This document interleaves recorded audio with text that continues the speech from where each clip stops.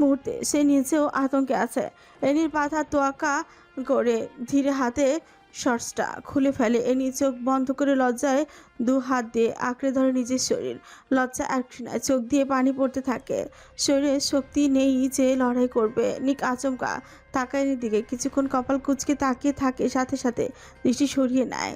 Divan থেকে উঠে বেরিয়ে যায় রুম থেকে। নিককে যেতে দেখে ডক্টর স্বস্তির শান্তির নিঃশ্বাস ফেলে। এতক্ষণে যা জান ফিরে এসেছে, শ্বাস আটকে মরে যেত আর কিছুক্ষণ থাকলে। তিনি এনির শরীর ভালোভাবে স্ক্যান করে, কাচের ক্ষুদ্র টুকরো আছে কিনা সব ক্ষত পরিষ্কার করে মেডিসিন লাগিয়ে দেয়। এনির পুরো মুখ নীল হয়ে যাচ্ছে ব্যথায়। চিকিৎসা শেষ করে ডক্টর যাওয়ার আগে এনির দিকে তাকিয়ে বলে, আপনার এতটা সুন্দর হওয়া উচিত হয়নি। সামান্য অসুন্দর হলে কি এমন ক্ষতি হতো? এনি শীতল চোখে তাকায় ডক্টরের দিকে।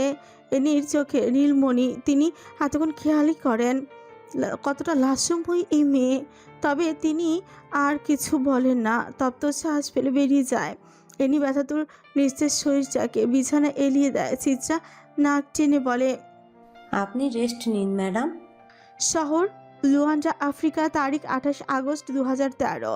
লুয়ান্ডার নিস্তব্ধ রাতের অন্তরালে যখন শহরের প্রতিটি নিঃশ্বাস ঘন অন্ধকারে ঢেকে যায়, তখনই স্থানীয় আইন শৃঙ্খলা রক্ষাকারী সংস্থা প্রবেশ করে এক আবাসিক স্থাপনায়, এবং সেখানেই তাদের চোখের সামনে দৃশ্যমান হয়ে ওঠে এমন এক ভয়ঙ্কর পরিস্থিতি যা নিঃশব্দ আতঙ্কের প্রতিচ্ছবি হয়ে দুলতে থাকে সবার মনে।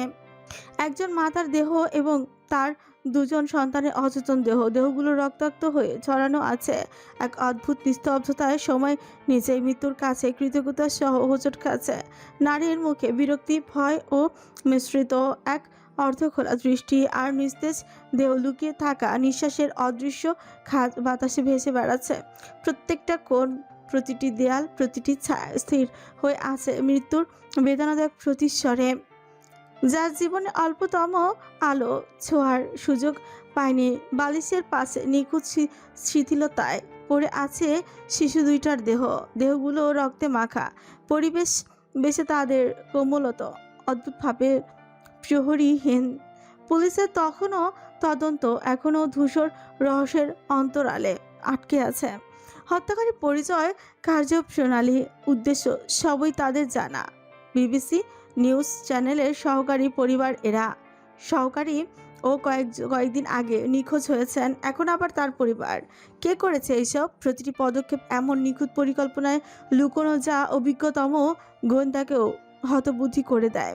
কোনো আলামত, কোনো আঙ্গিক, কোনো চিহ্ন সবই যেন অদৃশ্য হয়ে গেছে। এক প্রকার ধোঁয়ার আড়ালে মৃত্যুর নৃত্য চলছে। প্রতিবেশীদের ফিসফিস ভরা বিবৃতি, এত নিষ্পাপ পরিবার কে এভাবে নির্বিচারে মৃত্যুর হাতে তুলে দিতে পারে? শহরের আবহকে আরও ভীতিসন্ত্রস্ত করে তোলে। বিশেষজ্ঞরা অনুমান করছেন হত্যাকারীরা এক প্রকার পেশাদারি নিখুঁততা নিয়ে কাজ করেছে। প্রতিটা নিঃশ্বাস, প্রতিটি ছায়া, প্রতিটি স্থিরতা নিয়ন্ত্রিত। হত্যাকাণ্ডটি যে কেবল ভয়ের ক্যানভাসে আঁকা হয়েছে। এই হত্যাকাণ্ডের রহস্য অমোচনীয়। প্রতিটি ঘর, প্রতিটি কোণ, প্রতিটি আলমারির অন্তর্গত প্রতিটি সূক্ষ্ম দিক আমরা পরীক্ষা করেছি। হত্যাকারীর পরিচয় আমাদের কাছে এখনও অজানা। শহরের সেই অংশে আতঙ্ক, অস্থিরতা, নিঃশব্দ হাহাকার সব মিলিয়ে এক অমোচনীয় ছায়া বিস্তার করছে, যা প্রত্যেক প্রহরে নতুন ভয়ের জন্ম দিয়েছে। মাতার মৃত্যু, শিশুদের নিঃশ্বাসহীন দেহ, সব শহরের ইতিহাসে অমোচনীয় কালো দাগ হয়ে থেকে যাচ্ছে, যার ছায়া দীর্ঘদিন পর্যন্ত এখানে প্রতিফলিত হবে। 3 জনের লাশগুলোকে পুলিশের তদন্তে নিয়ে আসা হয়। পুলিশ সুপার নিজের কেবিনে বসে গম্ভীর চিন্তায় মগ্ন। হুচ করেই মাথায় কিছু একটা আসতে অবাকতার সাথে সামনে তাকায়। এরপর পাশে থাকা একজন পুলিশকে আদেশ দিয়ে বলে, ল্যাবে যাব, গাড়ি বের করো দ্রুত। মহিলাটিকে আমার অতি পরিচিত মনে হচ্ছে। উনি আরও একবার এসেছিলেন আমার কাছে। চেহারাটা খুব পরিচিত বোধ করছি। পুনরায় মহিলাটিকে দেখা যাক।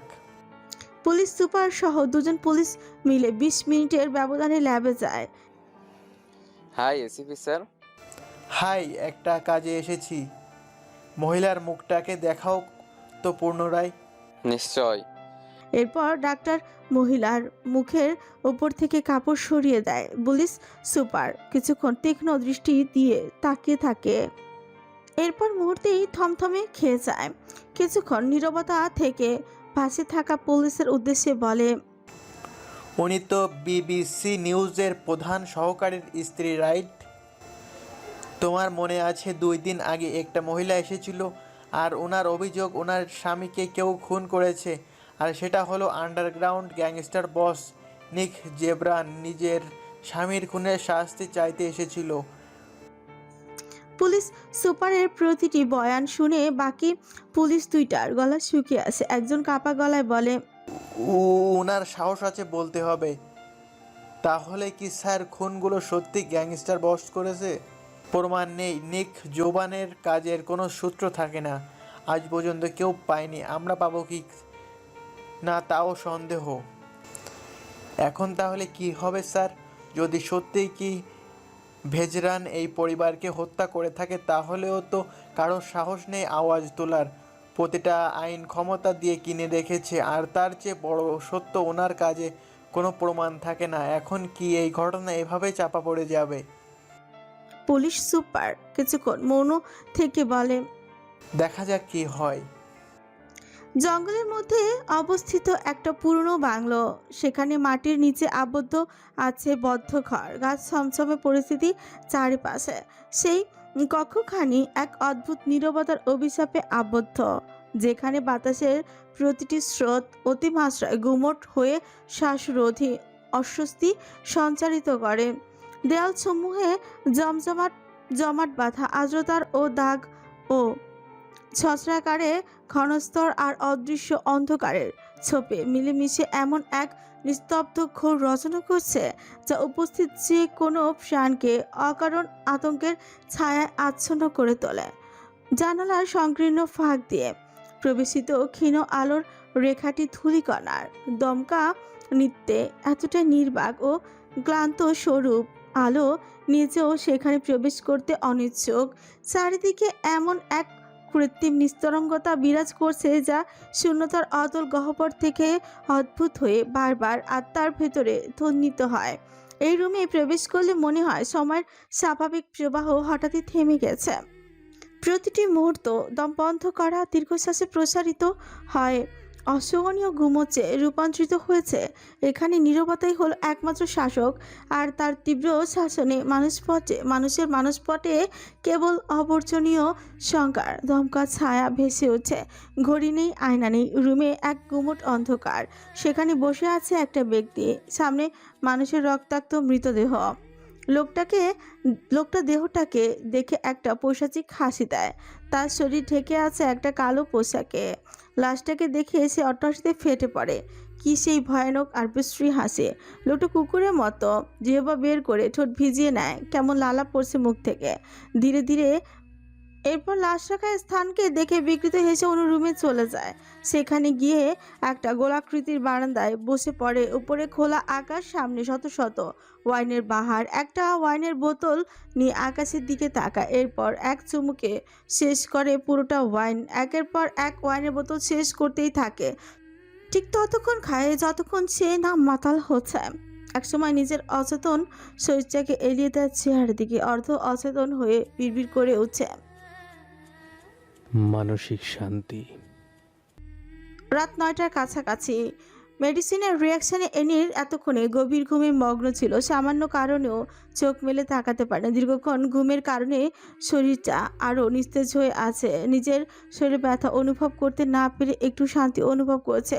তখন মনে হচ্ছিল কলিজাটাকে কেউ ছিঁড়ে নিচ্ছে। এনি শান্তি নিঃশ্বাস ফেলে। পুরো রুমে কেমন একটা আবছা অন্ধকার হয়ে আছে। রুমে এমনিতেই সব জিনিসপত্র কালো রঙের, তার উপর লাইট অফ করে ফলে এনির কাছে কেমন ভুতুরে মনে হচ্ছে। সে ভেবে পায় না একটা লোকের কালো রং পছন্দ মানা যায়, তাই বলে তার বাড়ি থেকে শুরু করে প্রতিটি জিনিসের রং কালো হবে? আর হতেও পারে এই লোক কোনো স্বাভাবিক মস্তিষ্কের নাকি সাইকো। এনি বিড়বিড় করে শোয়া থেকে উঠতে যাবে, এমন সময় পায়ে সামান্য টান অনুভব করে মুখ থেকে আচমকা আর্তনাদ বেরিয়ে আসে। চোখ মুখ খিচে ফেলে ব্যথার কারণে। কিছুক্ষণ নিঃশব্দ থেকে চোখ মেলে তাকাতে হাতকে ওঠে একটা বিশাল ছায়া তার সম্মুখে দাঁড়িয়ে আছে। এনি ভয় সামান্য ঠুকিলে সামনে গলা ভিজিয়ে বলে। কে? কোনো রেসপন্স নেই। ছায়াটা ধীরে ধীরে তার দিকে এগিয়ে আসতে থাকে। এনির রুহ বেরিয়ে আসার উপক্রম। ছায়াটা যখন একদম তার কাছাকাছি আসে ঠিক তখনই ওই ভূত বলে চিৎকার দিয়ে উঠছে, কিন্তু চিৎকারেরটা ভালোভাবে দিতে পারেনি। ঠিক তার আগে শক্তপোক্ত হাতের আঙুলে দিয়ে তার দুই ঠোঁট চেপে ধরে। কারোর হাতের স্পর্শে ঠোঁটে লাগতেই এনি শিউরে হচ্ছে। ভয়ে প্রায় কান্না করার মতো অবস্থা। আঙুলের স্পর্শ একটু হালকা হতেই এনি ভাঙা গলায় বলে। এক পাগলের ভাত নাই, আবার আরেক পাগলের আমদানি। সাক্ষাৎ নরপশুর সাথে আছি আমি। সামান্য ভূত হয়ে আমাকে ভয় দেখাতে কেন এসছেন? আবারও সেই দৃঢ় আঙুলে দিয়ে চেপে ধরে। এনি সামান্য পিছিয়ে যায়। ছায়াটা এনির মুখের সামনে মুখ নিয়ে হিসিয়ে বলে। নরপশুর রূপ দেখবি বেবি গার্ল? আজ ফার্স্ট নাইট আমাদের। এনির ভেতরে কেঁপে ওঠে আতঙ্কে, জমে চাইছে। বিছানা চাদর খামচে ধরে কিছুটা পিছিয়ে যায়। নিকের মুখ থেকে মদের গন্ধ পেয়ে এনি নাড়ি ভুড়ি বেরিয়ে আসার উপক্রম। সামান্য সিগারেট গন্ধ সহ্য করতে পারে না সেখানে মদ তো বমি চলে আসে। এনি নিজের নাক চেপে ধরে অন্ধকারে আরও পিছিয়ে যায়। নিক এনিকে হ্যাচকা টানে নিজের সাথে সামনে নিয়ে আসে। পালালে তো চলবে না, পালালে তো চলবে না। ফার্স্ট নাইট তো কাটাতে দেবে, আর বাধা দিলে হাত পা কেটে ফেলবো। এনি ছটফটিয়ে ওঠে। ছাড়ুন আমায়, খবরদার কাছে আসার চেষ্টা করবেন না, খুন করে ফেলবো আমি আপনাকে। নিক ঠোঁট কামড়ে হেসে এনির দিকে তাকায়। এরপর এনির উরুর উপর শুয়ে নিজের বক্ষের দিকে ইশারা করে বলে। এখানে এখানে ভীষণ কাঁপছে, এটা ছুঁয়ে দেয় বেবি গার্ল। গড প্রমিস একদম কাঁপাকাঁপি বন্ধ হয়ে যাবে। আর যদি বন্ধ না হয় তাহলে রিভলভার ঠেকিয়ে রেখে দেবো। এনি চমকে তাকায় নিকের দিকে। সে আজ অবাকের চরম পর্যায়ে গিয়েছে। এতটা নরম তো গ্যাংস্টার বস নিক জেফরান নয়। মাতাল হয়ে এসব বলছে। সজ্ঞানে থাকলে নিশ্চয় এনিকে জোর করতো, তাকে আবারও মানসিক নির্যাতন করে রক্তাক্ত করে ফেলতো। তার উরুর উপর মাথা রাখাটা একদম সহ্য হয়নি। এমন একটা জানোয়ার স্পর্শ পেলেই তার গা গুলিয়ে আসে। এনি নিজের উরু সরিয়ে নেয়। নিক মাথা তুলে তাকায় এনির দিকে, মুখে রাগের আভাস। এনি কাঁপা গলায় বলে। আমায় বাড়ি যেতে দিন, আমি আপনার কাছে থাকতে চাই না। কেন? এনি নিঃশ্বাস টানে কিভাবে শান্তভাবে। আবার প্রশ্ন করছি কেন? মাতলামো করার জন্য কি তাকেই পেয়েছিল? সজ্ঞানে থাকলে নিশ্চয়ই নির্যাতনে শিকার হতো। এনি বিরক্তি নিয়ে বলে। আপনারা পশু, আর কোনো পশুর সাথে আমি থাকতে চাই না। আপনাদের এই পশুত্ব একদিন ধ্বংস হবে। নিক বাঁকা শব্দ করে হেসে ওঠে। তবে অন্ধকারে এনি নিকের মুখটা ভালোভাবে দেখতে পায়নি। নিক এনির দিকে তাকে শক্ত গলায় বলে উঠছে। আমার রক্ষিতা, স্টপ ইউর ইমোশনাল ট্রমা ওই ফাকিং বেবি গার্ল। এইসবে আমার কিচ্ছু যায় আসে না। পতনের জন্য অভিশাপের প্রয়োজন পড়ে না, মানুষের বুক চিরে আসা আর্তনাদি যথেষ্ট। নিক জেফরান। পুরো ঘরে পিনপত নীরবতা। এনি ভয় পেয়ে যায়।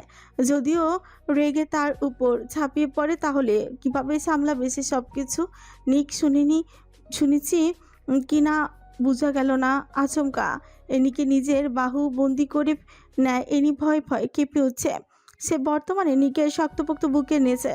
এনি যেন শ্বাস বন্ধ হয়ে আসছে। এনি ছটফট করে উঠে। এখনই তো সুযোগ পালানোর। লোকটা এখন মাতাল আর অর্ধ হচ্ছে অচেতন। চাইলেই ও কিছু করতে পারবে না। এনি ছোটার জন্য ধস্তাধস্তি শুরু করে। নিক গম্ভীর গলায় আওয়াজ তুলে বলে। যত নড়াচড়া করবে তত চেপে ধরবো। কন্ট্রোলেস হলে আমাকে সামলাতে হবে। মরে গেলেও কিন্তু আমার করোনা পাবে না, কারণ আমার হৃদয়ে করোনা বলতে কোনো শব্দ নেই। অরণ্যদয়ের প্রারম্ভক্ষণে ব্ল্যাক ভাইপার মেনশনে রৌদ্র উজ্জ্বলে কালো স্নাত এক অনিবার্য ভীতিকর আভায় পরিপূর্ণ হয়ে আছে। বহিরাঙ্গে হাওয়া নিস্তরঙ্গ প্রবাহ থাকলেও অন্তঃপুরে সেই হাওয়া যেন বারুদের গন্ধ আর রক্তাক্ত অতীতে দগদগ স্মৃতি ও নৃশংস শাসনের অদৃশ্য স্ফুলিঙ্গে গ্রন্থিত হয়ে রহস্যময় গাম্ভীর্যকে বহুগুণে ঘনীভূত করে তুলেছে। সকালের সৌরভ সিক্ত নির্মলতাও এখানে অবশিষ্ট থাকে কেবল ক্ষমতার অদৃশ্য শৃঙ্খল। আতঙ্কিত নীরবতা ও অমুক শাসন শক্তির কঠোর মূর্ত প্রতীক। চারিদিকে হাজার ও গার্ডের আনাগোনা, সবাই হাতে একটা করে ধারালো অস্ত্র রাখা। ভাইপার ম্যানশনের বহিরাঙ্গনে গোল হয়ে বসে আছে গ্যাংস্টার বস, সাথে আছে অধিরাজ আর আরিশ। নিক ওয়াইনে গ্লাসে চুমুক দিয়ে চোখ বন্ধ করে ফেলে। বিরক্তিতে কপালে রক ফুলে ওঠে। সামান্য রাগ দেখিয়ে বলে, কখনো মদ খেলে মাতাল হই না। জানি না কাল রাতে কিভাবে মাতাল হয়ে গিয়েছিলাম। উফ, শালার চেন থেকে। আরিশ কিছুক্ষণ চুপ থাকে, এরপর নিকের দিকে তাকে গম্ভীরতা চিনে বলে, অ্যারি ঠিক আছে নিক? কিছু করেছিস ওর সাথে? নিক তীক্ষ্ণ দৃষ্টিতে আরিশের দিকে তাকায়। আরিশ সাথে সাথেই নিজের দৃষ্টি সরিয়ে নেয়। নিক বাঁকা হেসে বলে, একটু বেশি পসেসিভ মেয়েটার প্রতি। পছন্দ করিস নাকি? আরিশ কিছুক্ষণের জন্য থমকায়, লম্বা শ্বাস টানে বড় বড়। অধিরাজ আরিশের মনের অবস্থা বুঝতে পেরে শুকনো চোখ গেলে। অধিরাজ জানে আরিশ এনিকে অনেক পছন্দ করে। এনিকে যখন সেই বন্ধ ঘরে বন্দি করে রাখা হয়েছিল তখনই সব কিছু দেখাশোনা সে নিজে করেছে। আর আরিশের চোখে অনেকবার এনির জন্য মায়া দেখেছে সে। একটা হৃদয়হীন ব্যক্তির চোখে কোনো এক মেয়ের জন্য মায়া, এটা কি ভালোবাসার ব্যাখ্যা হতে পারে না? অবশ্যই আরিশ এনিকে ভালোবাসত, শুধু সময় পরিস্থিতি সম্পর্কের সমীকরণে নিজেকে গুটিয়ে নিয়েছে। অচিরা স্তব্ধ শ্বাস ফেলে আরিশ ওয়াইনের গ্লাস নড়াচড়া করে গম্ভীর হেসে বলে, পছন্দ করলেই বাকি দিয়ে দিবি তোর বউকে? ভ্রু নাচিয়ে নিক বলে। বউ? আরিশ ওয়াইন চুকো মুখে দিয়ে বলে, রাতেই তো পাগলের মতো বিয়ে করেছিস। ভালোবাসিস তুই অ্যানিকে নিক? নিক কিছুক্ষণ ছুঁচ কামড়ে থাকে, এরপর সামান্য উচ্চস্বরে হেসে বলে, রক্ষিতা। জাস্ট রক্ষিতাও আমার। নেক জীবনের বউয়ের মর্যাদা দিয়েছে কে? আর ভালোবাসা? এসব ফাকিং লাভ স্টোরি আমার ধাঁচে নেই। রক্ষী তাদের ভালোবাসে না, জাস্ট নিজের কামনা মেটায়। তুই কেন এতদিনও মিটাসটি? ক্ষমতা সবই তো ছিল, তারপরও কেন নিক জেফরানের নিজের হিংস্রতার পশুত্ব দেখায়নি? তোর প্রতিটা রক্তবিন্দু আমার জানা নিক, বাট এইটার উত্তর কেন খুঁজে পাচ্ছি না? নিক ঠোঁট চেপে বলে। কিভাবে বুঝেছিস নিজের কামনা মেটায়নি? আরিশ সামান্য হেসে বলে, যদি এমন হতো তাহলে অ্যানির রক্তাক্ত দেহ দেখতে পারতাম। অতীত ভুলে যায়নি কিন্তু। নিক ঠোঁট কামড়ে হাসে। অধিরাজ কিছুক্ষণ চুপ থেকে বলে, বস, একটা সংবাদ এসেছে।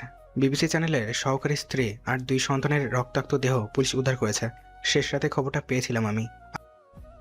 নিক আর আরিশ কপাল কুঁচকে থাকায় অধিরাজের দিকে। নিক সামান্য রেগে বলে, শেষ রাতের সংবাদ এখন জানাচ্ছিস কেন? অধিরাজ শুকনো ঠোক গিলে বলে, আর আপনি আজ ভাবির সাথে ছিলেন, আজ তো আপনাদের বাসর রাত। তাই ভেবেছিলাম যদি ডিস্টার্ব ফিল করেন তাহলে তো আমার গর্দান যাবে। আরিশ ঠোঁটে ঠোঁট চেপে নিজের হাসি আটকে রাখে। নিক কটমট চোখে তাকিয়ে বলে, গর্দান তোর এমনিতেও যাবে।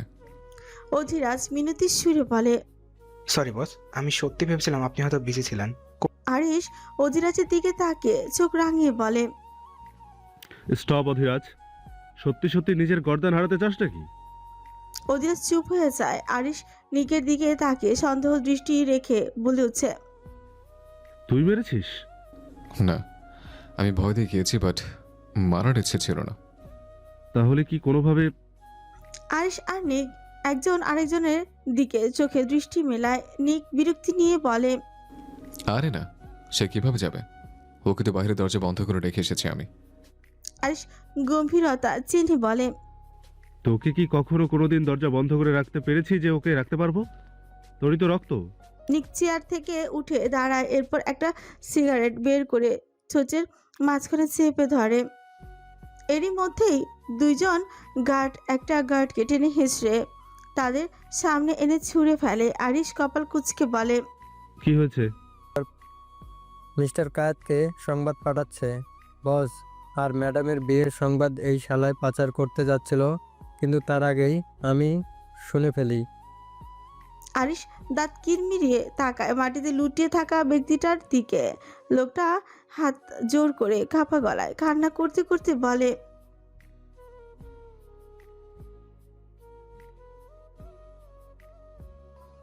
নিক নিজের সিগারেটটা হাতের আঙুলে ঘোরাতে থাকে।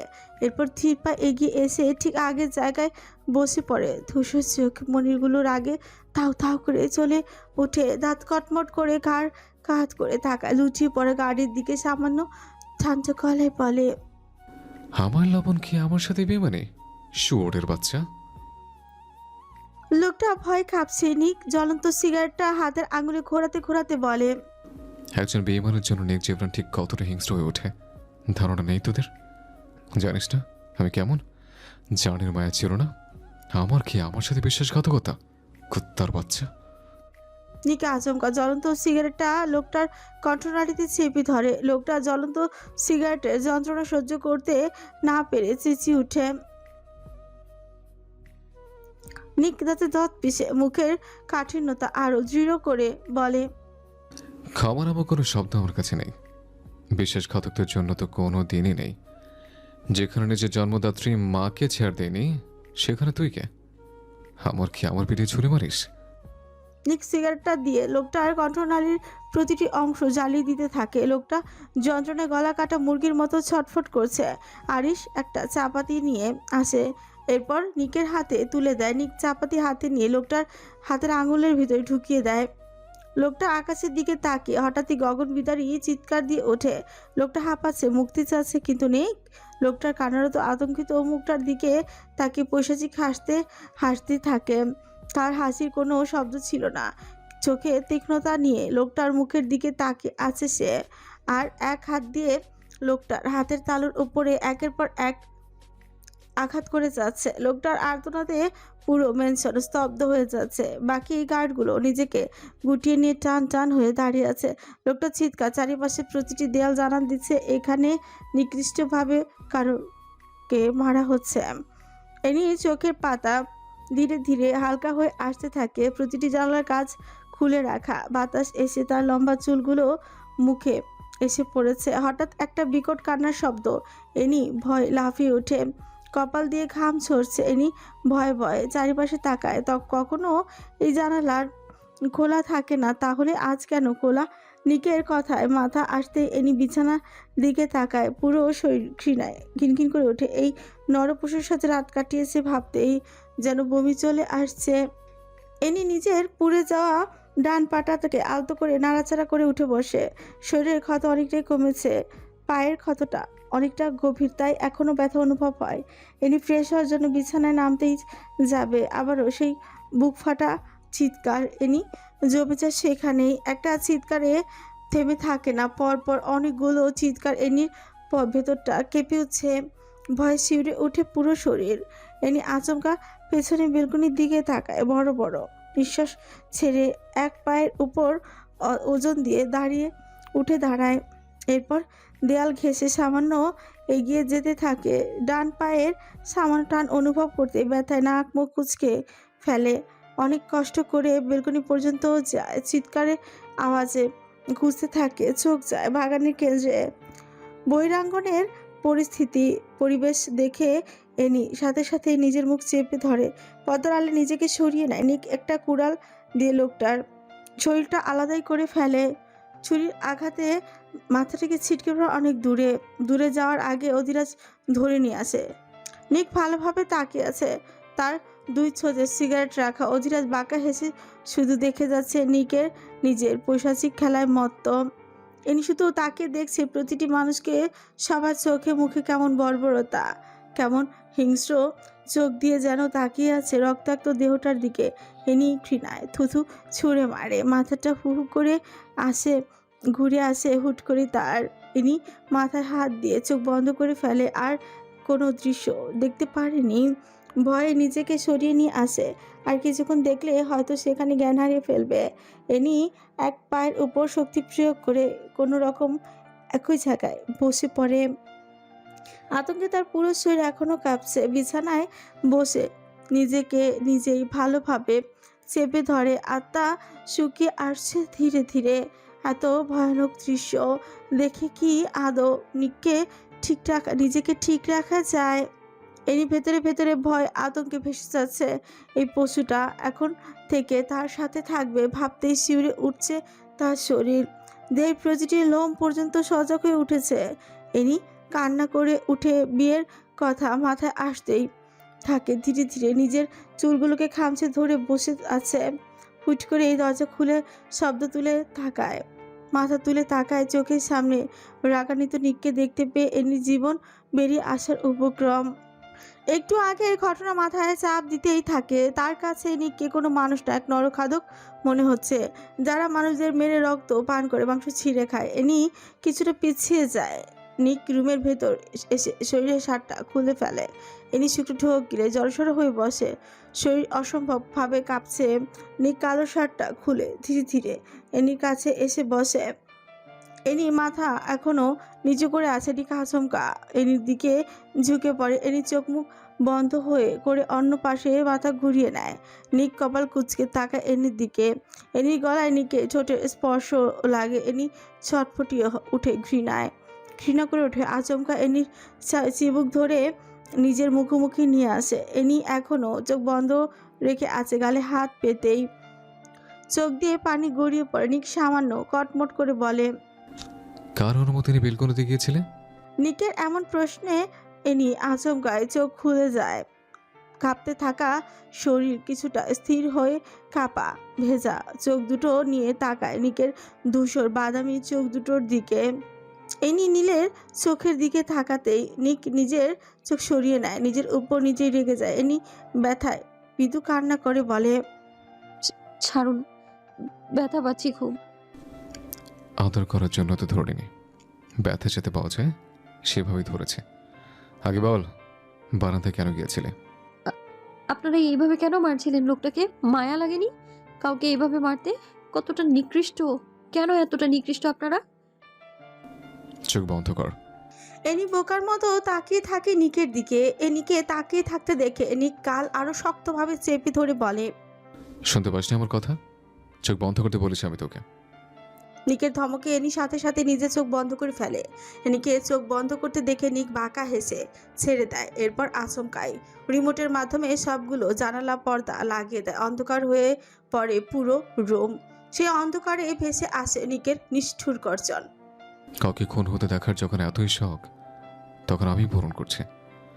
বিছানায় বসে আরাম করে দেখো বেবি গার্ল। এনি নিকের কথার মানে বুঝতে পারেনি। নিক একটা অনেক বড় ল্যাপটপ নিয়ে এনির সামনে রাখে। এনি এখনো চোখ বন্ধ করে রেখেছে।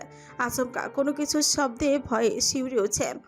চোখ খুলে ফেলে চট করে। চোখের সামনে ভিডিওতে ভাসছে ভয়াবহ খুনের দৃশ্য।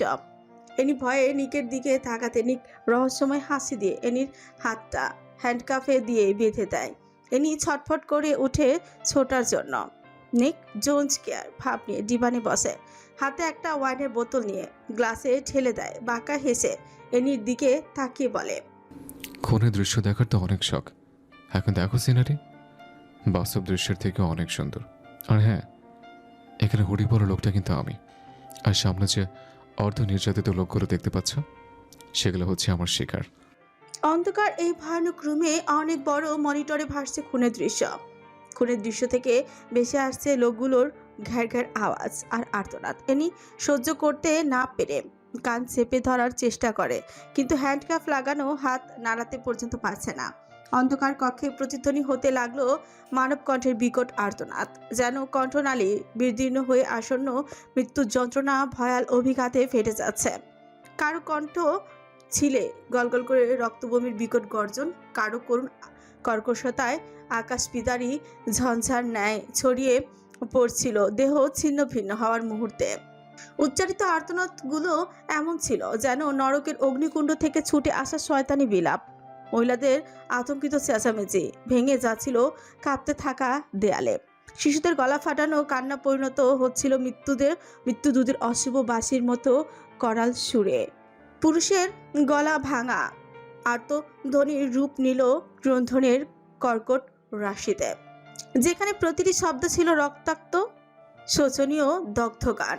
কক্ষের প্রতিটি কোণে প্রতিধ্বনি হচ্ছিল সেই করুণ আত্মসঙ্গীত। কেউ গলা ফাটিয়ে মৃত্যুর প্রার্থনা করছে, তো কেউ শেষ নিঃশ্বাসে কেবল অজ্ঞাত শূন্যতায় বিলীন হচ্ছে। চারিদিকে যেন অশরীরী পিশাচের হাসি ও দুঃস্বপ্নে রক্তস্নাত গর্জনে আচ্ছন্ন হয়ে উঠেছিল। এনি হাঁপিয়েছে। নিক এনির অস্থিরতা দেখে তীক্ষ্ণ দৃষ্টিতে তাকিয়ে আছে, ঠোঁটের করে পৈশাচিক হাসি। এনির অন্তঃকরণ যেন ভীতির দহন অগ্নিতে দগ্ধমান। তার চেতনা ক্রমশ শূন্যতার অতল গহ্বরে নিমজ্জিত হয়ে পড়তে থাকে। প্রতিটি নিঃশ্বাসে সে অনুভব করছে লৌহ শৃঙ্খলের শীতল ঘষায় কবজির ভেতর থেকে রক্ত রক্ষণশীল ব্যথার অত্যন্ত বিস্তার। তার চারিপাশে মৃত্যুধ্বনি, ভয়াল আর্তনাদ, মস্তিষ্কের স্নায়ুতন্ত্রে বজ্রঘাতের ন্যায় আঘাত হেনে বিভ্রম ও উন্মাদনার অগ্নিকুণ্ড প্রজ্বলিত করছে। ভয়ানক হত্যাচিত্তের নৃশংস তার দৃষ্টি প্রতিবিম্বে গেঁথে গিয়ে চোখের কপাচে রক্তাক্ত ছায়ার প্রলয়ের মতো আচরণ সৃষ্টি করেছে। ভীত সন্ত্রস্ত মন বিভ্রান্তির আবর্তে ক্রমশ অবসন্ন হয়ে পড়েছে। তার কাছে এখন বাস্তব ও বিভীষণ কল্পনার সীমানা সম্পূর্ণ মিশে যাচ্ছে। শিরায় শিরায় শীতল ত্রাস প্রবাহিত হয়ে তার অস্থি মজ্জায় হিমশীতল সঞ্চালন ঘটাচ্ছে। ফলে দেহ ছটফটাচ্ছে, অথচ মন অসারতার অতল অন্ধকারে নিমগ্ন। কণ্ঠনালী স্তব্ধ, কণ্ঠস্বর বন্দি। এনির হৃদয় কাঁপছে। ভেতরটা তখন ভয় আর আতঙ্কে ভরে গেছে। হাত পা বাঁধা অবস্থায় সে এক কদম একদম অসহায়, কিছুই করতে পারছে না। চোখের সামনে খুনের দৃশ্য আর ভেসে আসা চিৎকার তাকে কাঁপিয়ে তুলছে ভেতর থেকে। বুক ধরফর করছে, মনে হচ্ছে যেন হৃৎপিণ্ড বাইরে বের হয়ে আসবে। এনির আর সহ্য করতে পারছে না এসব দৃশ্য। আচমকা কান্না করে ওঠে। নিক প্লিজ স্টপ, বন্ধ করুন এই মানসিক নির্যাতন। নিতে পারছি না আমি আর, কষ্ট হচ্ছে খুব খুব এমন শব্দে। কেন বেবি গার্ল, খুন দেখবে না? এসব দেখার জন্য তো একবার সাহায্যে গিয়েছিলে, এখন কেন দেখতে পারছো না? কেন তো ছটফট করছো? কেন এত অস্থির হচ্ছ? কথাগুলো বলছে আর ওয়াইনের গ্লাস নাড়াচ্ছে। মনিটরে এখনো ভাসছে বিকৃত খুনের দৃশ্য, ভয়ানক শব্দ আর হৃদয় কাঁপানো চিৎকার। এনি ছোটে ঠোঁট চেপে ধরে। অস্থিরতায় বেডশিট এলোমেলো হয়ে গিয়েছে। তার মাথা ঘুরছে, চারপাশ অন্ধকারে ডুবে থাকায় ভয়ের মাত্রা আরো বেড়ে গেছে বহুগুণ। মনে হচ্ছে দেয়ালগুলো যেন তাকে গিলে ফেলবে। বারবার মুক্তির চেষ্টা করে শিকল খুলতে না পেরে হতাশতা তাকে গ্রাস করছে। এনি ধীরে ধীরে নেতিয়ে পড়তে থাকে। চোখ বন্ধ হয়ে আসছে ধীরে ধীরে। চোখের পাতাগুলো নড়ছে অস্ফুট আওয়াজে বলে, প্লিজ বন্ধ করুন, মরে যা। আর বলতে পারেনি, তার আগেই ঢলে পড়ে। জ্ঞান হারিয়ে একে পাশে হেলে পড়ে অ্যানি। নিক বাঁকা হেসে উঠে দাঁড়ায়, ওয়াইনের গ্লাসটাকে শব্দ করে টেবিলে রাখে। তারপর ধীরে ধীরে গ্যাংস্টার বস বিছানার কাছে এগিয়ে আসে। ল্যাপটপটা বন্ধ করে জানলা দিয়ে ছুঁড়ে ফেলে। এত উপর থেকে ল্যাপটপ পড়াতে খণ্ড বিখণ্ডে পরিণত হয়। নিক এনির দিকে এক পলক তাকিয়ে নিঃশব্দে রুম থেকে বেরিয়ে যায়। অন্ধকার রুম, অচেতন অবস্থা, ঘমার্ত মুখ, চুলগুলো মুখের উপর এসে পড়ে আছে। কিন্তু নিক জেফরানের মন গলাতে পারেনি। এমন করুণ পরিণতি করে নিষ্ঠুরতার সাথে বেরিয়ে গিয়েছে। তাদের সম্পর্কের ভবিষ্যৎ কি? ভালোবাসা কি আদৌ সম্ভব? পেন্টিং রুমের অন্তঃস্থ নীরব প্রাঙ্গণে এক কিশোরী রমণী নিস্তব্ধ বসতিতে সৃজনের মগ্নতায় নিমগ্ন। চারিদিকে দেয়াল জুড়ে ছড়িয়ে আছে অর্ধসমাপ্ত ক্যানভাসের রঙিন প্রতিসম্ভা। বাতাসে ভাসমান টারপেন্টিনের গাঢ় গন্ধ যেন শিল্পীকলার নিঃশ্বাস। কক্ষের অর্ধপ্রায় জানালা দিয়ে অনুপ্রবেশ করা সূর্যলোকে তুলি স্পর্শিত ক্যানভাসে রঙের তৃপ্তিমালা ছড়িয়ে দিয়েছে। মেয়েটি আনুরম্ভ ভঙ্গিতে কাঠের স্টুলে বসে একাগ্র দৃষ্টিতে রং তুলি ক্যানভাসের উপর নৃত্য করাচ্ছে। তার আঙুলের ক্ষুদ্র নড়াচড়া রং মিশ্রণের অলৌকিক শৈল্পিকতা উদ্ভাসিত হচ্ছে। অন্তর্গত অনুভূতিগুলো অদৃশ্য ভাষায় আকার নিচ্ছে। সারা ঘর জুড়ে নিস্তব্ধতার আবেশে থাকলেও প্রতিটি তুলির আঁচড়ে এক অনিবর্চনীয় শব্দহীন সঙ্গীত ধ্বনি হচ্ছে, যেখানে শিল্পী ও ক্যানভাস সমর্থক হয়ে একীভূত। এক পাগল প্রেমিকা তার গুপ্ত অনুভূতির রং তুলির মাধ্যমে তুলে ধরেছে। মেয়েটা মুচকি মুচকি হাসছে, আবার লজ্জা চোখ নামিয়েও নিচ্ছে। ঠোঁটের আকৃতি দিতে দিতে গিয়েও লজ্জা চোখ নামিয়ে বিড়বিড় করে বলে, একদিন এই ঠোঁটে আমার রাজত্ব চলবে। দিবেন তো সেই রাজত্ব আমার রাজকুমার? না দিলেই বাকি। আমি তো আপনার বউ হব, বউ হলে নিজের হক নিজেই আদায় করে নেব। ঠোঁটের কোণে হাসি লুকিয়ে আবারও আঁকতে মনোযোগী হয়ে পড়ে। হুট করে কেউ চোখ ধরে ফেলতেই কিছুক্ষণের জন্য ভয়ে লাফিয়ে ওঠে, কিন্তু যখন বুঝতে পারে কে, তখন সামান্য গলা কেসে হাসি দিয়ে বলে, তানভি আপু, তোমার শরীরের ঘ্রাণ আমি অনেক দূর থেকেও বুঝি, তাই চোখ ধরলেই বাকি। মেহেরিমাকে বোকা বানানোর জন্য এখনও তৈরি হওনি। মেহেরের কথায় মেয়েটা শব্দ করেই হেসে ওঠে, চোখ ছেড়ে দিয়ে সামনে তাকিয়ে মুচকি হাসি দিয়ে বলে, তাহলে মেহেরিমা মেহের পড়া বাদ দিয়ে কি করছেন আপনি? কার ছবি আর্ট করছেন? মেহের লজ্জা চারিদিকে তাকায়, কিছুটা হাঁসফাঁস করে বিড়বিড় করে বলে, নিক ভাইয়া, উনি ছাড়া আর কে হবে আপু? তানভি সামান্য হেসে মেহেরকে জড়িয়ে ধরে বলে, সেটা তো আমি প্রথম দেখাতেই বুঝেছি এটা যে নিক স্যারের ছবি, বাট তোমাকে একটু বাজালাম আর কি। বাই দ্য ওয়ে, স্যারের সাথে কথা হয়েছে? আর মেহের মুখ কালো করে দুই পাশে মাথা নাড়ায়, এরপর ছবিটার দিকে তাকিয়ে বলে, অনেক দিন ধরে কথা হয় না আপু, জানো খুব দেখতে ইচ্ছে করছে, কিন্তু আমার তো বাহিরে বের হওয়া নিষিদ্ধ। আরিশ ভাইয়া, নিক ভাইয়া, দাদা মশাই সবাই না করে দিয়েছে। জানোই তো শত্রুরা কিভাবে ছড়িয়ে আছে চারপাশে। ফোন দিয়ে খোঁজ নিয়ে নে। কিভাবে নেব? কেন, স্যারের নাম্বার নেই? আছে তো। তাহলে আর কি? মেহের মুচকি হেসে বলে, লজ্জা লাগি তো। মেহের লজ্জা দেখে তানভি উচ্চস্বরে হেসে ওঠে, নিজের সামান্য হাসি থামিয়ে বলে, লজ্জা পেলে আবার প্রেমে পড়েছিস কেন? আর কেনই বা প্রতিনিয়ত স্বপ্নের পাগলামো করিস? কিছু হবে না, তুই এখন ফোন দে। মেহের ভয় বলে, না আপু, এখন দিতে পারবো না। যদি ভাইয়া কাজে থাকে তাহলে খুব রেগে যাবে। তোর ফোন দেখলে রাগ করতেই পারবে না, কারণ তুই ওনার ভবিষ্যৎ অর্ধাঙ্গিনী। মেহের লজ্জায় আরো হাঁসফাঁস করে ওঠে। তানভি জোর জবরদস্তি থেকে মেহের বাধ্য হয়ে নিকের নাম্বারে ফোন দেয়। মেহের ভয়ে বারবার তাকাচ্ছে মোবাইলের দিকে। তানভি চোখ দিয়ে আশ্বস্ত করে। বারবার ফোন দেওয়ার পরও যখন রিসিভ হচ্ছে না, তখন মেহের ঠোঁট উল্টে তানভির দিকে তাকায়। তানভি হতাশ হয়ে বলে, কাকে ভালোবাসিস মেহের? এতক্ষণ ফোন দেওয়ার পরেও তোর ফোনটা ধরলো না। তানভি এই কথাটা শেষ করার সাথে সাথে উচ্চ আওয়াজে ফোনের রিংটোন বেজে ওঠে। মেহের সামান্য কেঁপে ওঠে রিংটোনে। তানভি চোখ দিয়ে ইশারা করে। মেহের ফোনের দিকে তাকে খুশিতে আত্মহারা হয়ে ওঠে। আচমকা তানভীর গলা জড়িয়ে ধরে চেঁচিয়ে ওঠে, আপু, নিক ভাইয়া ফোন দিয়েছে।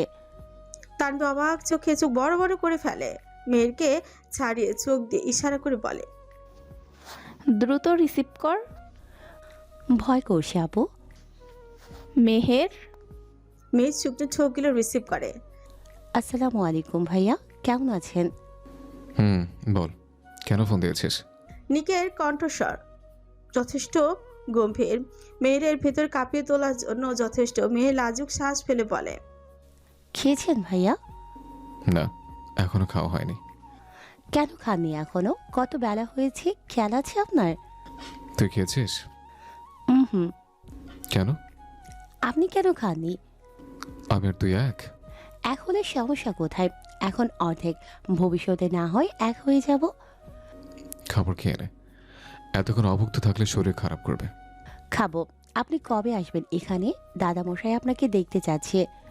আসবো। কবে আসবেন বলুন না। আসবো, কোনোদিন পরে কথা বলছি। নিজের খেয়াল রাখিস, রাখছি এখন। মেহের আর কিছু বলতে পারেনি। ওই পাশ থেকে ফোন কাটার শব্দে মুচকি হাসে। মেহের কথা শেষ করার সাথে সাথেই তানভীর দুষ্টু বাক্য ভেসে আসে, পরে কথা বলছি, নিজের খেয়াল রাখিস। ওহ মাই গড, মেহেরিমা মেহের। পুরো আফ্রিকাকে কাঁপিয়ে তুলে যে নিক জেভরান, সে তোর সাথে এত নমনীয়ভাবে কথা বলে। Interesting baby. মেহের মুচকি হেসে ছবিটার দিকে তাকায়। তানভীর সিরিয়াস হয়ে বলে, কিন্তু মেহের, আপু, পারবি নিক স্যারের বউ হতে? পূর্ণতা পাবে তোর ভালোবাসা। উনি তো মেয়েদের সহ্য করতে পারেন না। মেহের মুচকি হেসে বলে, বউ হওয়ার জন্য তো বেঁচে আছি আপু। যদি জীবনে কিছু পাওয়ার থাকে তাহলে আমি নিককেই চাইব। হোক সে হৃদয়হীন, তাতে কি, ভালোবাসি আমি তাকে। উনি মেয়েদের সহ্য করতে পারে না, কিন্তু আমাকে তো করতে পারে আপু। যখন উনি রক্তাক্ত হয়ে পড়ে থাকতেন তখন আমি সেবা করতাম। জ্বরে অচেতন হয়ে জ্ঞান হারিয়ে পড়ে থাকতেন, আমি পুরো রাত জেগে জলপট্টি দিতাম, এখনও দিয়ে দিই। কিন্তু সমস্যা এখন উনি নিজের মেনশনে থাকে, তাই দেখা পায় না, সেবা করতে পারে না। উনি যদি আমাকে ঘৃণা করতেন তাহলে আমার সেবা কিভাবে গ্রহণ করেছে আপু? নিশ্চয়ই ওনার হৃদয়েও আমার জন্য স্থান আছে। তানভি দীর্ঘশ্বাস ছেড়ে তাকায় মেহেরের দিকে, মুচকি এসে বলে, আপনার ভালোবাসা বুঝার ক্ষমতা এখনো আমার হয়নি ম্যাডাম, তাই এখন আপাতত পড়তে বসুন। আজ অনেকটা দেরি হয়ে গেছে আমার আসতে, দ্রুত বই বের করুন, আপনাকে পড়িয়ে আবার আমাকে ভার্সিটিতে যেতে হবে। মেহের হেসে নিজের রুমে চলে যায়। তানভিও মেহেরের সাথে চলে আসে। পড়ার টেবিলে বসে তানভি গলা কেসে বলে, মাথা থেকে নিক্সারকে আগে বের করে নাও, না হলে হাজার পড়ালেও মাথায় কিছু ঢুকাতে পারবো না।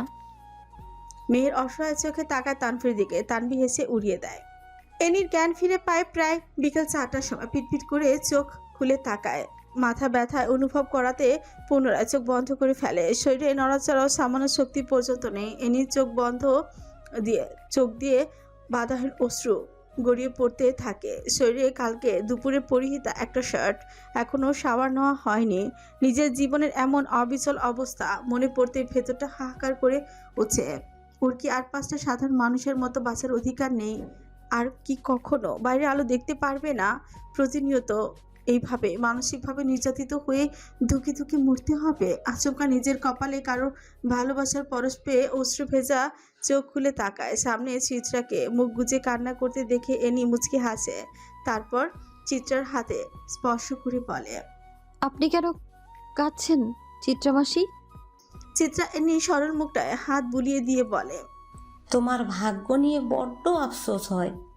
ফুলের মতো মেয়েটা দিনের পর দিন এইভাবে ধুকে ধুকে মরছে, ভাবতেই কলিজাটা ছিঁড়ে যাচ্ছে। এনি মলিন হাসে। চারপাশে দুর্বল চোখ দুটি দৃষ্টি ফেলে ছোঁচ কামড়ে রাখে। চোখে পানি চিপচিপ করছে। এরপরও অধরে হাসি ফুটিয়ে বলে, ভাগ্য বিশ্বাস করেন মাসি? চিত্রা যেন কথাটা বুঝল না। চিত্রাকে চুপ করে থাকতে দেখে এনি নিঃশ্বাস টেনে বলে, আপনাদের ধর্মে ভাগ্য বিশ্বাস আছে? হ্যাঁ, আমি সেই ভাগ্যকেই বিশ্বাস করে বেঁচে আছি। আমি জানি না আমার শেষ পরিণতি কি হবে, তবে এখন যে পরিস্থিতিতে আছি সেটা নরক হিসেবে বিবেচিত হলেও সেটা আমার ভাগ্য। আমার চোখের পানিতে এই মুহূর্তে আপনার কলিজা ছিঁড়ে যাচ্ছে, কিন্তু আমার কলিজায় রক্তক্ষরণ হচ্ছে প্রতিটা সেকেন্ডে। আপনি তো মেয়ে মাসি, সম্মানের লড়াই বোঝেন আপনি? চিত্রা কান্না করছে ভাঙা গলায় বলে, বুঝবো না কেন মা, অবশ্যই বুঝি। আমি সেই সম্মানের লড়াই করে গিয়েছি মাসি। পাচার কেন্দ্রে ভয়ানক 15টা দিন পার করেছি আমি, এখনো করছি ক্ষণে ক্ষণে। তোমাকে তো স্যার বিয়ে করেছে এনি, এখন স্পর্শ করলেও পবিত্রতা আছে, পাপ হবে না তোমার। এনি চোখ বন্ধ করে ফেলে। বুকের বাম পাশে প্রচুর চাপ অনুভব হচ্ছে। শরীর এতটাই দুর্বল যে নড়াচড়া করতেও খারাপ লাগে। এনি দীর্ঘ নিঃশ্বাস টেনে বলে, পবিত্রতা দিয়ে স্পর্শ অনুভব করা যায় না মাসি, এটাকে বিয়ে নয় জুলুম বলে। এখনো পুরো পৃথিবীর সামনে আমাকে রক্ষিতা হিসেবেই সম্বোধন করে, নিজেই স্ত্রী হিসেবে নয়। নিকার স্ত্রী কথাটা স্মরণ হতে এনির শরীর কাটা দিয়ে ওঠে। ঘৃণায় গা গুলিয়ে আসে এক প্রকার। নিকার স্ত্রী ভাবতেই কেমন বমি পাচ্ছে। এনি চোখ বন্ধ করে ফেলে। 2 দিন যাবৎ প্রচন্ড জ্বরে খুব কাছে, নিদ্রাহীন চিন্তা জর্জরিত চোখ দুটো কেমন এক শূন্যতা। ধবধবে ফসা মলিন হয়ে গিয়েছে মুখটি। চোখ কোটরে বসে গিয়ে যাচ্ছে প্রায়। মুখের লাবণ্যতা ধীরে ধীরে ক্ষয়ে যাচ্ছে। চুলগুলোর উপর ঠিক কতদিন ধরে চিরুনি পড়ে না তার হিসেব হয়তো এনি নেই। চিত্রা চেয়েছিল এনি চুলগুলোতে তেল দিয়ে বেঁধে দেওয়ার জন্য, কিন্তু এনি না করে দেয়। চিত্রার জোরাজোরিতে সে রাজি হয় না। যে সৌন্দর্য চুলের বাহারে, তার এমন পরিণতি সেসব ক্ষয়ে যাক। এনি খুব করে চায় তার সৌন্দর্য নষ্ট হয়ে যাক। বিধাতা তার শরীরটাকে জ্বালিয়ে দেখ, যাতে কোনো পুরুষের নজর তার উপর না পড়ে। কোনো পুরুষ অধিক টাকার লোভে তাকে এক দেখাতে পাচার কেন্দ্রে না রাখে। কোনো পুরুষ যাতে মনের খোরাক মেটাতে নিলাম কেন্দ্রে না তোলে, সবশেষে কোনো পুরুষ যাতে কামনা মেটাতে রক্ষিতা হিসেবে না রাখে, জোর করে নাম মাত্র বিয়ে করে দিনের পর দিন মানসিক টর্চার না করে। এটাই তো চায়নি। তার রূপ লাবণ্য সব শেষ হয়ে যাক। নিজের সৌন্দর্য নিয়ে এখন সে নিজে বিরক্ত হয়ে পড়ে। তার থেকেও হাজার গুণ সুন্দরী নারীরা রয়েছে, কিন্তু তাকেই কেন জানোয়ারদের কবলে পড়তে হলো?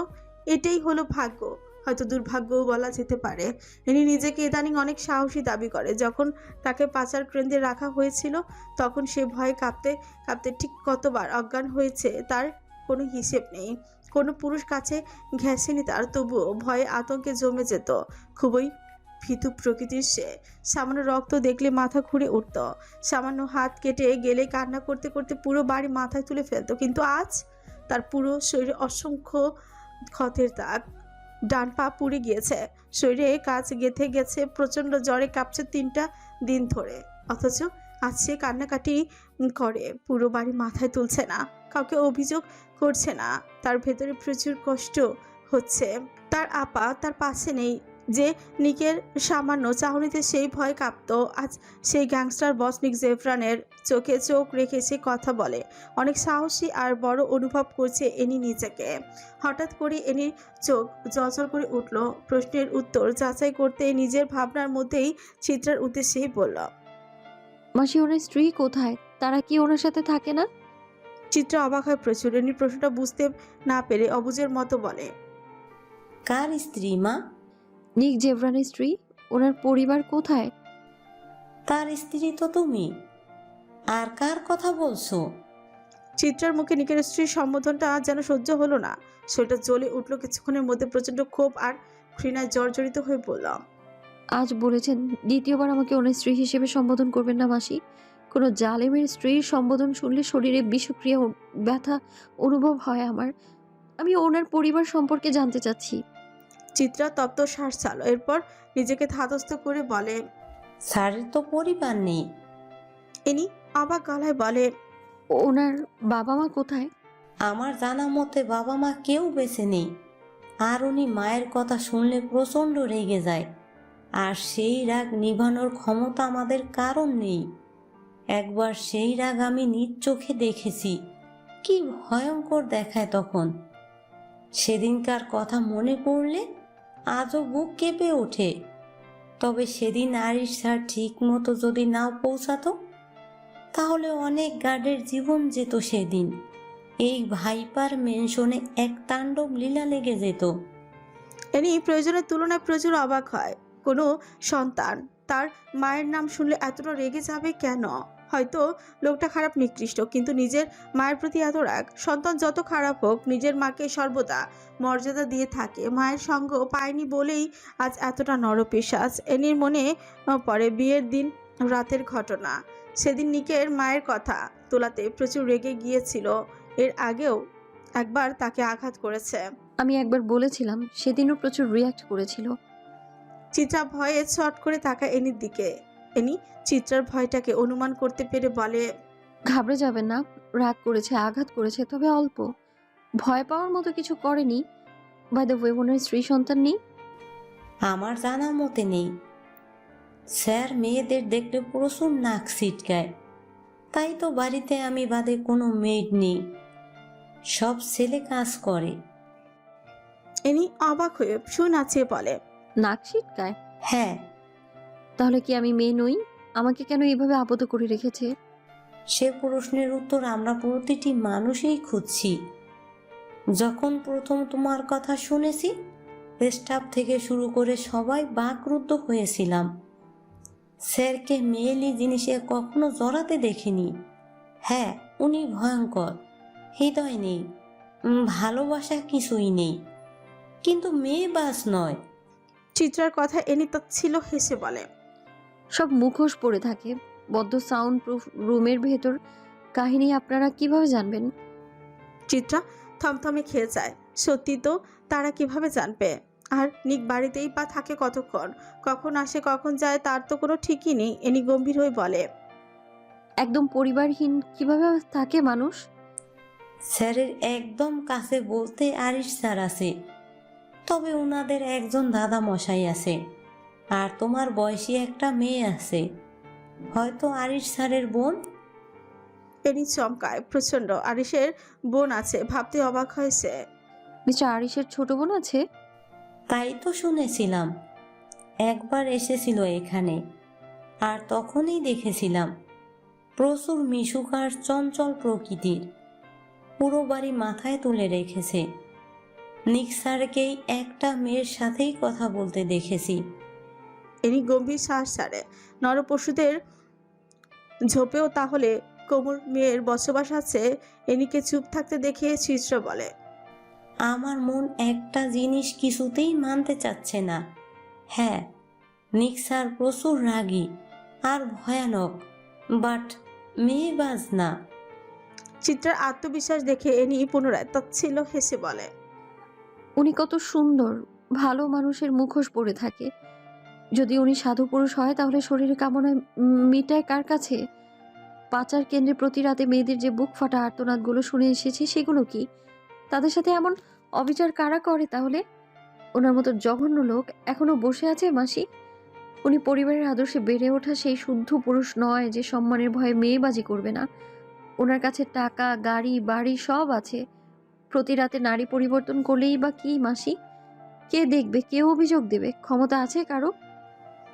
চিত্রা সামনে তাকিয়ে ভয়ে শুকনো ঢোক গেলে পুরো শরীর জমে অবশ হয়ে আসে। রক্তের প্রবাহ গতি ধীরে ধীরে কমে যেতে থাকে। থরথর করে কাঁপতে থাকা শরীরটা নিয়ে কোনো রকম উঠে দাঁড়ায়। চিত্রা সরে যাওয়ার অনুভব করে এনি। ঘাড় কাত করে চিত্রার দিকে তাকায়। চিত্রাকে ভয়ে সামনের দিকে তাকিয়ে কাঁপতে দেখে অবাক হয় প্রচুর। কপাল কুঁচকে সামনে তাকাতেই বসা থেকে অবস্থায় কিছুটা পিছিয়ে যায়। নিককে এমনভাবে সামনে এগিয়ে আসতে দেখে এনি ভয়ে শুষ্ক গলা ভিজিয়ে নেয়। ঘন ঘন নিঃশ্বাস ছাড়ছে। নিকের ধূসর রাঙা চোখ দুটির কর্নিশ পর্যন্ত লাল হয়ে আছে। ফর্সা মুখমণ্ডলটা রক্তিম আকার ধারণ করেছে। চোয়াল শক্ত করে একদম বিছানার পাশে এসে দাঁড়ায়। নিকের বড়সড় দেহটা এনির চোখের সামনে ভেসে ওঠে। কালো শার্ট পরিহিত সুদর্শন যুবক অত্যন্ত ক্ষোভ নিয়ে তার দিকে হিংস্র নজর ফেলে তাকিয়ে আছে। এনি নিজেকে গুটিয়ে নেয় অজানা আতঙ্কে। বিছানার নরম চাদর খামচে ধরে। শরীর প্রচণ্ড দুর্বল এখন। যদি এই দুর্বল শরীরের উপর পুনরায় কোনো আঘাত পড়লে তাহলে মৃত্যু নিশ্চিত। এনিও চায় মরে যেতে, কিন্তু মরে যাওয়ার বিষয়টা অনুভব করলেও ভয় কাজ করে। ছোট্ট শরীরটা কিছুক্ষণের মধ্যে বরফের ন্যায় জমে যায়। শুধু অনুভব করছে চিত্রা ধীরে পায়ে রুম থেকে বেরিয়ে যাচ্ছে। বিষয়টা এনির খেয়ালে আসতে অধৈর্য হয়ে ছটফটিয়ে ওঠে। যাবেন না মাসি, প্লিজ যাবেন না। চিত্রা কিছুক্ষণের জন্য দাঁড়ায়, তবে পিছু ফিরে না আর চোখ পানি নিয়েই নিকের ভয়ে রুম থেকে বেরিয়ে যায়। চিত্রা চলে যেতে নিক শব্দ করে দরজাটা লাগিয়ে দেয়। তার দৃষ্টি তীক্ষ্ণ এখনো এনির মুখের দিকেই। এনি ভয় কুকড়ে যায়। নিক নিচের দিকে ছুঁচ কামড়ে কিছুক্ষণ পর চুপ করে দাঁড়িয়ে থাকে। রাগ কমানোর অযথা প্রয়াস চালাচ্ছে।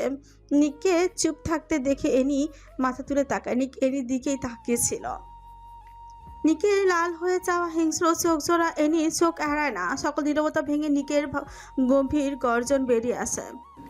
আমার কামনা বাসনা নিয়ে ঠিক কতটুকু ধারণা আছে তোমার? এনি থম মেরে বসে থাকে। কোনো সারা শব্দ নেই, শুধু ঘন ঘন নিঃশ্বাসের শব্দ শোনা যাচ্ছে। নিক নীরবতার মধ্যে দাঁত কটমট করতে থাকে। এনির দিকে এমন ভাবে তাকিয়ে আছে যেন কোনো শিকার সে। নিক আচমকা ছোট ধারলো একটা ছুরি বের করে প্যান্টের পকেট থেকে এবার খুব রুক্ষভাবে এনি ঠোঁটের উপর চেপে ধরে। এনি ভয় শিউরে ওঠে। আতঙ্ক চোখে নিকের দিকে তাকায়, কিন্তু নিক এনির চোখের দিকে ভুলেও তাকায় না। এনি একটা জিনিস খুব ভালোভাবে খেয়াল করেছে, নিক কখনো তার চোখের দিকে তাকিয়ে কথা বলে না। এনির ভাবনার মধ্যে নিকের শান্ত গম্ভীর হুমকি ভেসে আসে। আমার ভেতরে মেয়ে নিয়ে ঠিক কতটা কামনা আছে তার হিসেব দেবে, আর যদি দিতে না পারো তাহলে। নিক বাঁকা হেসে ছুরিটা আরো ভালোভাবে চেপে ধরে। নিকের অসমাপ্ত কথার রেশ ধরে এনি পুনরায় প্রশ্ন করে, কি করবেন? নিক নিজের ঠোঁট কামড়ে সামান্য হেসে বলে, এই ঠোঁট আর ঠোঁট থাকবে না, ছুরির আঘাতে রক্তাক্ত হয়ে যাবে এক্ষুনি। রক্তে রাঙা হবে তোমার ওষ্ঠ। দ্রুত হিসেব দাও। নিকের অত্যন্ত ঠান্ডা হুমকিতে এনির ছোটখাটো কোমল দেহটা পুনরায় কেঁপে উঠল। এখনো শক্তভাবে তার উপরে ঠোঁটে ছুরি চেপে ধরে আছে। ফলে এনি ব্যথা অনুভব করছে, কষ্ট হচ্ছে প্রচুর। সামান্য ভাঙা গলায় বলে, আমি কিভাবে হিসেব দেব? কিন্তু তোমাকে তো দিতেই হবে বেবি গার্ল। আমার কাছে আপনার সম্পর্কে ধারণা নেই নিক জেভরান। যেখানে আপনাকেই চিনি না আমি, তাহলে আপনার কামনার হিসাব কি করে দেব আমি? আচমকা নিক এনির কাঁধ শক্তভাবে চেপে ধরে। নিকের শক্ত হাতের চাপে এনি ব্যথায় চিৎকার করে উঠে। এনি ঠোঁটের উপর থেকে ছুরিটা অত্যন্ত ক্ষোভে সরিয়ে ফেলে। ধারালো ছুরিটা সামান্য আঁচড় এনি ঠোঁটের উপরও লেগে যায়। সাথে সাথে তরল গড়িয়ে পড়তে থাকে গোলাপি ঠোঁটগুলো থেকে। এনি ব্যথা অনুভব করছে, বুঝতে পারছে তার ঠোঁট ছুরির আঘাত লেগেছে, আর সেই জায়গা থেকে রক্ত গড়িয়ে পড়ছে। সামান্য জ্বালাও করে উঠছে। এনি নিচে ঠোঁটের ভেতরে মাংস শক্ত করে কামড়ে ধরে ব্যথা সহ্য করতে থাকে। এনির হাত দুটো নিকের কপালে। নিক এনি রক্তাক্ত ঠোঁটের দিকে এক পলক তাকিয়ে কিরমির করে উঠে। যখন আমার সম্পর্কে জানো না, তখন সামান্য রক্ষিত হয়ে নিক জেভরানের চরিত্রের উপর প্রশ্ন তুলে কোন চাওছে?